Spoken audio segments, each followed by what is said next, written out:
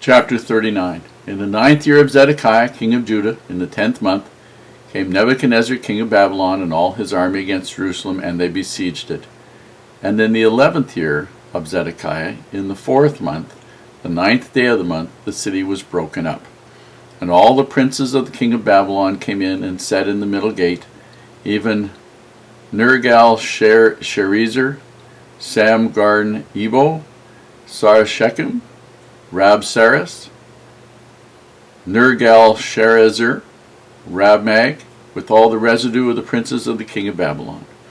And it came to pass that when Zedekiah the king of Judah saw them, and all the men of war, then they fled, and went forth out of the city by night, by the way of the king's garden, by the gate betwixt the two walls, and he went out the way of the plain. But the Chaldeans' army pursued after them, and overtook Zedekiah in the plains of Jericho. When they had taken him, they brought him up to Nebuchadrezzar the king of Babylon, to Riblah in the land of Hamath, where he gave judgment upon him. Then the king of Babylon slew the sons of Zedekiah in Riblah before his eyes. Also the king of Babylon slew all the nobles of Judah. Moreover, he put out Zedekiah's eyes, and bound him with chains to carry him to Babylon. And the Chaldeans burned the king's house, and the houses of the people with fire, and brake down the walls of Jerusalem. Then Nebuzaradan, the captain of the guard, carried away captive into Babylon the remnant of the people that remained in the city, and those that fell away, that fell to him, with the rest of the people that remained. But Nebuzaradan, the captain of the guard, left off the poor of the people which had nothing in the land of Judah, and gave them vineyards and fields at the same time. Now Nebuchadrezzar, king of Babylon, gave charge concerning Jeremiah to Nebuzaradan, the captain of the guard, saying, Take him, and look well to him, and do him no harm, but do unto him even as he shall say unto thee. So Nebuzaradan, the captain of the guard, and Nebushazban, Rabsaris, and Nergal-Sharezer, Rabmag, and all the king of Babylon's princes. Even they sent and took Jeremiah out of the court of the prison, and committed him unto Gedaliah, the son of Ahikam, the son of Shaphan, that he should carry him home. So he dwelt among the people. Now the word of the Lord came unto Jeremiah while he was shut up in the court of the prison, saying, Go and speak to Ebed-melech the Ethiopian, saying, Thus saith the Lord of hosts, the God of Israel, Behold, I will bring my words upon this city for evil and not for good, and they shall be accomplished in that day before thee.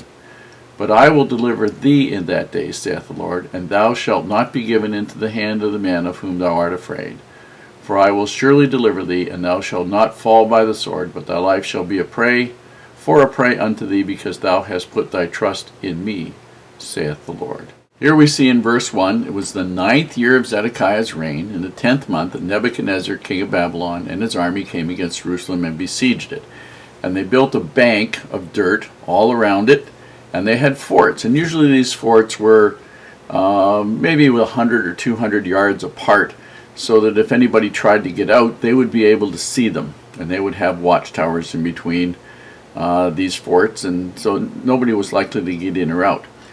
And then a year and a half later, approximately a year and a half later, the 11th year in the 4th month, the 9th day of the month, the city was broken up. That means that the Babylonians, the Chaldeans, were able to get through the wall, through the gate, and capture the beginnings of Jerusalem. They were in there. And it says, even the middle gate, and the princes of the king of Babylon had broken through, and they were there. And then Zedekiah, king of Judah, saw them, and all the men of war, and then he fled. And they had a special gate. There were two walls, an inner and an outer wall. And there was a gate between the two walls that was only known from the inside. The outside, it might have looked like something else, but on the inside, it was a gate. He managed to escape, but the Chaldean army pursued after him, captured him, and then took him to Riblah in the land of Hamath. So that was north of there. That was out of the land of Judah totally. And there Nebuchadnezzar gave him judgment. And basically, because he had rebelled, then what happened was he killed all of Zedekiah's sons before Zedekiah's eyes, and all the nobles of Judah, everybody who would have meant anything. And then after he had done that, then Nebuchadnezzar caused Zedekiah's eyes to be put out. And they were either a red-hot poker that was poked in, or somebody stuck their fingers in there, or knives, and took the eyeballs out. This was very commonly done as a way of punishing people for every single second for the rest of their life for rebelling against you. And it said in verse 8, and the Chaldeans burned the king's house and the houses of all the people, and break down the walls of Jerusalem. Now you got to remember, this is the third time in his reign, in 19 years, that Nebuchadnezzar had been there to capture Jerusalem. Then Nebuzaradan, the captain of the guard, carried away captive into Babylon the remnant of the people that remained in the city.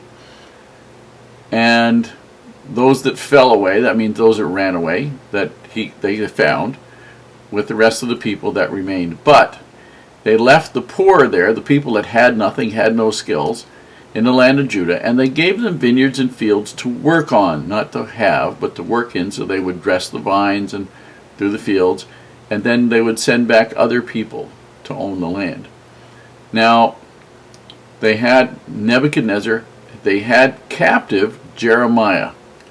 And because Jeremiah had prophesied that the city would be captured by Nebuchadnezzar, he turned custody of Jeremiah over to Nebuzaradan, the captain of the guard. Very, very, very powerful position. And they said, take him and look well after him, do no harm, and do whatever he says. Wow, that is pretty remarkable. Do whatever he says. I mean, to be captured in a city that had rebelled, and to be told, to have somebody be told that they should do whatever you say to do to them, oh, that was unheard of.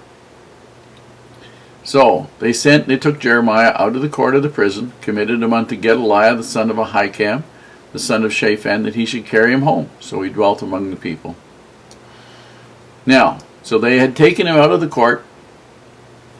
Looks like they carried him to Babylon, but the wording is a little bit iffy here. Not quite exactly sure whether they took him out, took him to Babylon, or left him there and just took him out of there. Kind of awkward wording, but at any rate, he was free, and he had Gedaliah, the son of Ahikam, who had protected his life in the first place when they wanted to kill him in Jerusalem. And so that they could carry him home basically meant convey him home. And the word of the Lord came to Jeremiah, and he went to Ebed-melech, the Ethiopian eunuch, the fellow who had gotten him out of the dungeon. And he basically said, I will deliver thee, in verse 7, I will deliver thee in that day, saith, and thou shalt not go into the hand of the men to whom thou art afraid.